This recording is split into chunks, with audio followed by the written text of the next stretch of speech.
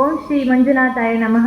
ಶ್ರೀ ಮಹಾಗಣಪತಿಯನ್ನು ಮನಸಾರೆ ಸ್ಮರಿಸುತ್ತಾ ವೇದಿಕೆ ಮೇಲೆ ಆಸೀನರಾಗಿರುವ ಎಲ್ಲ ಗಣ್ಯಾತಿ ಗಣ್ಯರಿಗೂ ವಂದಿಸಿಕೊಳ್ಳುತ್ತಾ, ಹಾಗೆ ನೆರೆದಿರುವಂಥ ಊರಿನ ಸಮಸ್ತರಿಗೂ ವಂದಿಸಿಕೊಳ್ಳುತ್ತಾ, ನನ್ನ ಹೆಸರು ಸುಮಿತ್ರ, ಪ್ರಥಮ BEdನಲ್ಲಿ ಓದ್ತಾ ಇದ್ದೇನೆ, ಇಲ್ಲಿನ ಶಿಬಿರಾರ್ಥಿ. ಮೊದಲನೇದಾಗಿ ಭಜನೆ ಅಂತಂದರೆ ಭಕ್ತಿ ಭಾವ ಮತ್ತು ಶ್ರದ್ಧೆ ಆಸಕ್ತಿಯಿಂದ ದೇವರನ್ನು ಸ್ಮರಿಸುವಂಥದ್ದು. ಈ ಶಿಬಿರ ಅಂತ ಬಂದರೆ ನನಗೆ ಮೊದಲನೇದಾಗಿ ನೆನಪಾಗುವುದೇ ಬಾಲ್ಯ. 7ನೇ ತರಗತಿ ಇದ್ದಾಗ ಮೊದಲನೇ ಶಿಬಿರವನ್ನು ಆಯೋಜಿಸಿದ್ರು. ಆಗ ನಾನು ಶಿಬಿರಾರ್ಥಿಯಾಗಿ ಭಾಗವಹಿಸಿದ್ದೆ. ಅದಕ್ಕೆ ಸಪೋರ್ಟ್ ಕೊಟ್ಟಿದ್ದು ಧರ್ಮಸ್ಥಳ ಗ್ರಾಮಾಭಿವೃದ್ಧಿ ಒಕ್ಕೂಟದ ಅಧ್ಯಕ್ಷರಾದಂತಹ ನರಸಿಂಹ ಪೂಜಾರಿ ಗೋಯಡಿ ಅವರು. ಹಾಗೆ ಆಗ ಭಜನಾ ಮಂಡಳಿ ಅಧ್ಯಕ್ಷರಾಗಿರ್ತಕ್ಕಂಥ ಸೀತಾರಾಮ ಪೂಜಾರಿ ಅವರ ನೇತೃತ್ವದಲ್ಲಿ ತರಬೇತಿದಾರರಿಂದ ನಾವು ಭಜನೆಯನ್ನು ಕಲ್ತ್ಕೊಂಡ್ವಿ. ಅಲ್ಲಿಂದ ಶುರುವಾದಂಥ ಶ್ರದ್ಧೆ ಆಸಕ್ತಿ. ಭಜನೆ ಮತ್ತು ಚಂಡೆ ಎಲ್ಲಿ ಸೌಂಡ್ ಕೇಳಿದ್ರು ನಮಗೆ ಒಂಥರ ವೈಬ್, ಒಂಥರ ರೋಮಾಂಚನ ಆಗುತ್ತೆ ಯಾವಾಗಲೂ. ಹಾಗೆ ಈ ಶಿಬಿರ ಅಂತ ಬಂದರೆ ಪ್ರಥಮವಾಗಿ ಓಂಕಾರದಿಂದ ಸ್ಟಾರ್ಟ್ ಆಗುತ್ತೆ. ಮೊದಲನೇದಾಗಿ ಗೌರವ ಕೊಡುವುದು ಅಂದರೆ ಹೆತ್ತ ತಂದೆ ತಾಯಿಗಳಿಗಾಗಿರ್ಬೋದು, ನಮಗೆ ಕಲಿಸಿದಂಥ ಗುರುಗಳಿಗೆ ಗೌರವ ಕೊಡುವಂಥದ್ದು, ಹಾಗೆ ಸಪೋರ್ಟಿಗೆ ಬೆನ್ನಿಗೆ ಬೆನ್ನಾಗಿ ನಿಂತಿರುವಂತಹ ತಂದೆಗೆ ನಮಸ್ಕಾರ ಮಾಡುವಂಥದ್ದು, ಇದನ್ನೆಲ್ಲ ಹೇಳಿಕೊಡ್ತಾರೆ.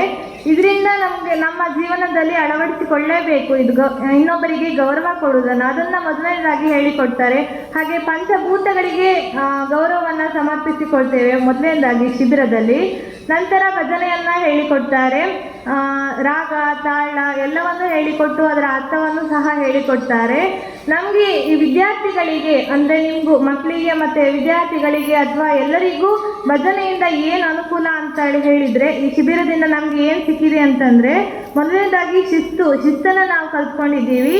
ಹಾಗೆ ಸಮಯ ಪಾಲನೆ, ಹರಿ ಓಂ ಅಂತ 3 ಸಲ ಹೇಳ್ತಾರೆ, ಅಷ್ಟರೊಳಗೆ ನಾವು ಬಂದು ನೀಟಾಗಿ ಇಲ್ಲಿ ಅಸೆಂಬಲ್ ಆಗಬೇಕು. ಆ ರೀತಿ ಶಿಸ್ತನ್ನು ಕಲಿಸಿದ್ದಾರೆ ಮತ್ತು ಸಮಯ ಪ್ರಜ್ಞೆಯನ್ನು ಇಟ್ಕೊಂಡು ಕಲಿಸಿದ್ದಾರೆ.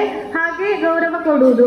ಇದ್ರ ಭಜನೆಯಿಂದ ಏನೆಲ್ಲ ಸಿಗ್ತದೆ ಅಂತಂದರೆ, ನಮಗೆ ಏಕಾಗ್ರತೆ, ಮನಃಶಾಂತಿ ಮತ್ತು ಸನ್ಮಾರ್ಗದಲ್ಲಿ ನಡಿಬಹುದು. ಯಾವುದೇ ಡಿಸ್ಟ್ರಾಕ್ಷನ್ ಆಗೋದಿಲ್ಲ. ಇದರಿಂದ ಓದಲಿಕ್ಕೆ ಸಹ ಹೆಲ್ಪ್ ಆಗ್ತದೆ. ನನಗೂ ಸಹ ಹೆಲ್ಪ್ ಆಗಿದೆ, ಮಕ್ಕಳಿಗೂ ಸಹ ಹೆಲ್ಪ್ ಆಗ್ತದೆ. ಹಾಗೆ ಭಜನಾ ಮಂಡಳಿ ಬಗ್ಗೆ ಹೇಳಬೇಕಂದ್ರೆ ಮಾತೇ ಇಲ್ಲ.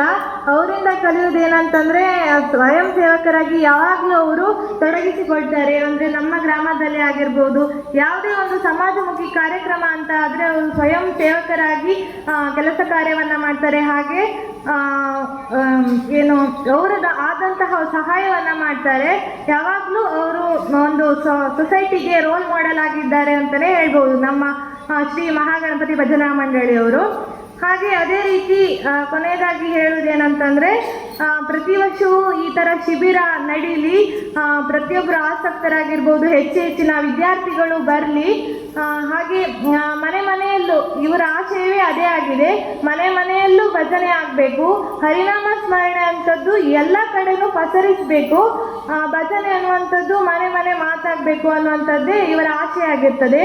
ಹಾಗೆ ದ್ವೇಷ, ಅಸೂಯೆ, ಜಗಳ, ಜಾತಿ ಭೇದ, ಅಹಂಕಾರ ಎಲ್ಲವನ್ನ ಬಿಟ್ಟು ನಾವು ಮೊದಲು ಮಾನವರಾಗೋಣ ಅಂತ ಹೇಳ್ತಾ ಅವಕಾಶಕ್ಕಾಗಿ ವಂದನೆಗಳು.